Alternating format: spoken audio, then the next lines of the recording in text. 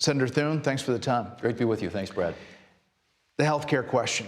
Right. People are leaving. It's not dealt with. How does it get fixed? Well, I think the Democrats are going to have to come to the table and realize that a straight extension of Obamacare subsidies is not a sustainable future for the American people. You know, the Democrats talk about affordability. The least affordable thing that the American people have on their, in front of them today is the cost of health care. Because if you're buying your insurance in the Obamacare exchange, since its inception, a little over a decade ago, premiums have gone up 221%. Here's what you said last time we talked, end of September. The premium tax credit issue is something we're willing to have a conversation about. But the fact of the matter is, it is rife with waste, fraud, and abuse. It needs reforms. But you're willing to work on this issue in particular? Yeah, I mean, part of this is the base Obamacare program is not going to be affected. What's going to be affected is the enhancements that the Democrats added when they had the majorities. So we're willing to have that conversation, but you got to do that. You can't do that in the context of a hostage-taking situation.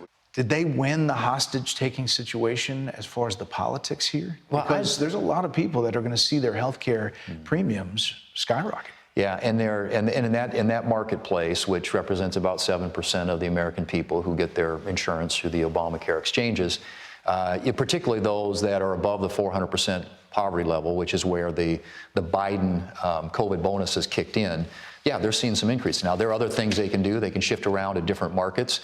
But the fact of the matter is we're open to fixing and addressing this, but you got to do it in a way, Brett, that actually solves the problem and lowers costs.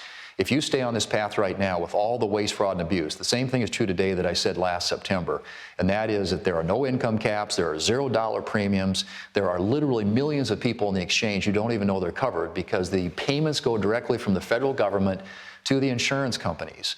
And so people are they're auto-enrolled by the insurance companies, and there's no accountability in this program. And the Government Accountability Office just did an audit of this program, and of the 20 fake claims they submitted, 19 of them got approved. That's a 95% failure rate.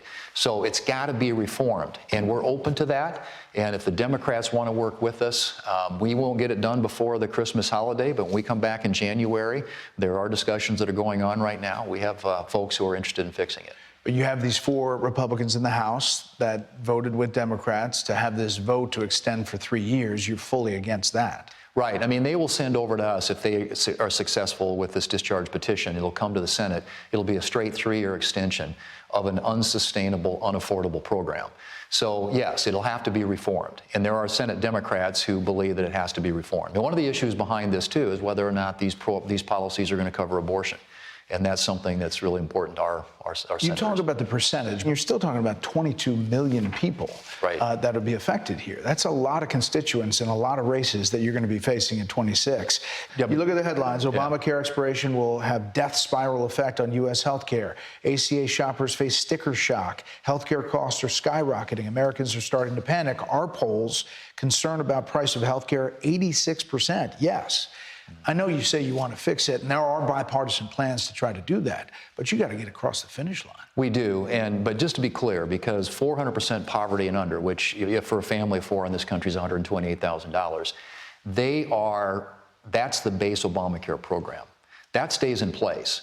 It's above that, and they took the income caps off. So now you got people making $500,000, $600,000 a year that are getting subsidies from the taxpayers to cover their insurance costs. That's the universe that's affected, and that's about 1.6 million people. So there are 1.6 million of the 24 million people who are actually going to see significant increases if they stay in that market. If they move around and find insurance other places, that can change. You can move to a bronze plan instead of a silver plan. There are lots of options that are available. But I'm one who believes that we ought to do everything we can to drive healthcare costs down. We did vote on a bill in the Senate last week that, according to the Congressional Budget Office, would reduce health insurance premiums by about double digits, 10 to 11%. And the Democrats block voted against it. Do you think that maybe the only way you're going to solve this is to put this health care into a reconciliation package that's filibuster-proof? That's a possibility. Obviously, that's an option that is available. Ideally, it would be nice if we could solve this in a bipartisan way. I think that's in everybody's best interest. But we'll see. I mean, if not, then obviously we do have a reconciliation option available to us. This comes amid the affordability debate, which Democrats are clearly signaling is going to be their issue in 26, at least right now. The president keeps saying that prices are going down and down. Do you think that rhetoric is the right rhetoric now until Americans really feel it? And I think they will feel it. And I think the president, what he's reflecting on is how we got here. And he inherited this mess, the Biden administration, with all the spending that they did, trillions and trillions of dollars of spending, which flooded our economy with more dollars, which drove inflation up. But he is committed, and so are we, to fixing it. And I think those steps that we took last summer, you're going to start to see that, and the American people are going to start to feel that. When you start seeing the impact of what we did on taxes and regulations and energy, and you're already seeing the cost of gasoline going down, you're going to see that in other areas. And there was a report that came out today. It'll kick in. It'll kick in. It will. And I think that inflation, which in the month of October was down 2.7%, or down to 2.7%, I should say, came down from what was expected. You're starting to see that already. But I also think you're going to see more growth in the economy because of the policy changes that we made. And when the economy is growing and expanding, it's throwing off better paying jobs. People are doing better. And I think what we're going to see in 2026 is safer streets. You're going to see more money in people's pockets, and you're going to see new opportunities to get ahead for the American people. Different people look at polls differently. It's a snapshot in time, but you look at polls now, they're singing from the same sheet of music on the condition of the economy. It's upside down. 28% say excellent or good, 72% say poor or fair. That's not a great environment to go into a midterm. Right, and you can't convince people of something they don't feel, which is why I think eventually they're going to start feeling this. But we also have to get out and talk about what we've done.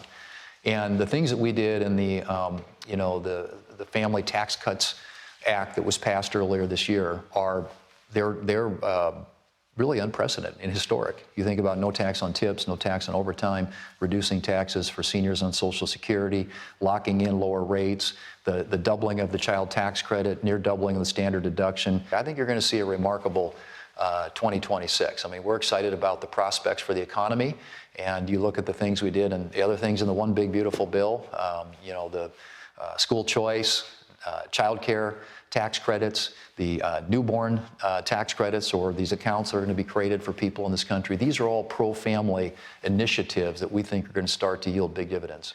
So when you look at those polls, you say to those constituents, hold on? Well, I think, yes. I mean, obviously it takes a little bit of patience. These things take, there's a lag always when you move major legislation, consequential legislation like this for the American people to start to feel it. But one of the reasons we moved so quickly to do it was so that they would start experiencing it sooner. And so as you get into an election year, we're coming into an even-numbered year in 2026, I think a lot of those things that we did, the policy changes that we made, are going to start to come to fruition, and you're going to see the impact of that on the pocketbooks of the American people. They're going to start feeling it. That's my prediction. Senator, stand by if you would. More. Hey, Sean Hannity here. Hey, click here to subscribe to Fox News YouTube page and catch our hottest interviews and most compelling analysis. You will not get it anywhere else.